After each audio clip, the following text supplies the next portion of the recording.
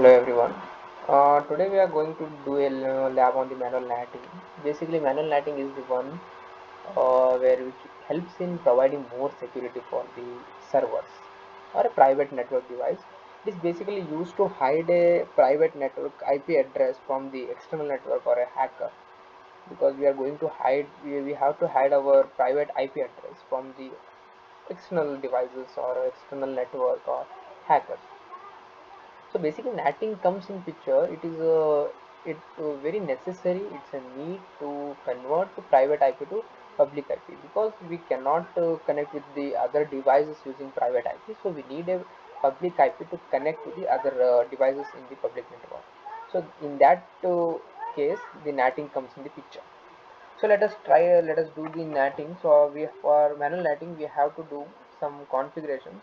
So we have to go global properties, which are the inbuilt. So let us go to NAT, and here we have, as you can see, there is an option called merge manual proxy ARP configuration. It should be enabled for this manual netting, because automatic and manual net both have to be uh, merged together for this manual netting. So one more setting what we have to do is, so basically in manual netting, what IP address we are going to use, they have to be in the network. That means they should have a MAC address. Like I'm using a policy, like I'm having a manual net policy where I configured the my server. In my case, I'm having a server with IP address 192.168.30.100, and I am hiding this by using IP address called 28.12.19.50. So I am using this IP address to hide my this address. So basically, whenever someone get a reply from server, they will just see the IP address 28.12.19.50. They will not going to see this address. So they will get reply from this IP, and they will not going to see this IP. So basically that is the purpose of the manual netting. And we can also have more granular control on the services, as I already told on before at the time of starting video. So we can control the services also. We can provide more granular security by using services. So as I told, in manual netting we have to use a IP address uh, which will be act as proxy for our server. So this IP should have, this machine should have a MAC address. So as I said, 28.12.19.50 is not a physical machine actually present in the network. Just I'm virtually creating this machine. Actually, it is not there in the real time. So just it's a IP.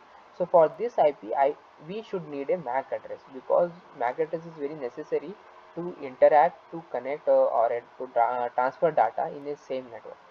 So this IP needs a MAC address. For that, we are going to do a configuration in the web UI. So we have to go to ARP. So there here is a ARP proxy.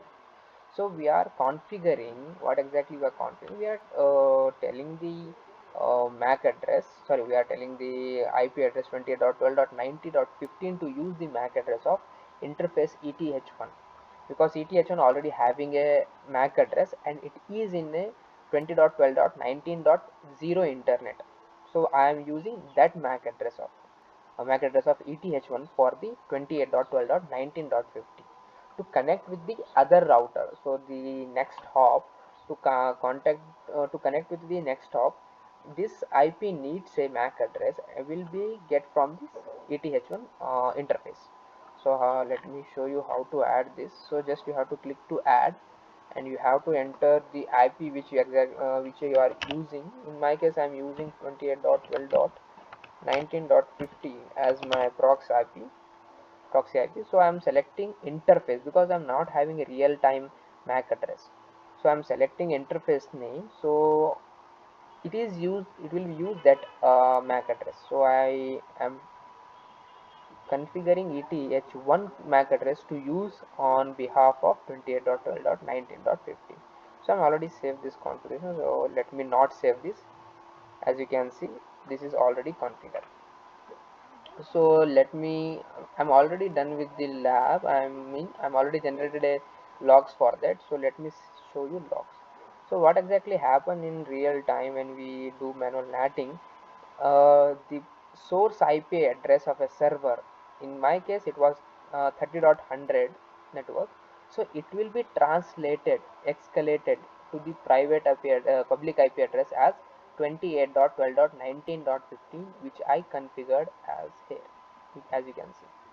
So this is the only IP which will be external users or a hacker going to see.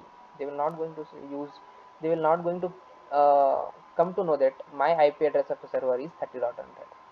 So that's all about manual netting. Thank you guys.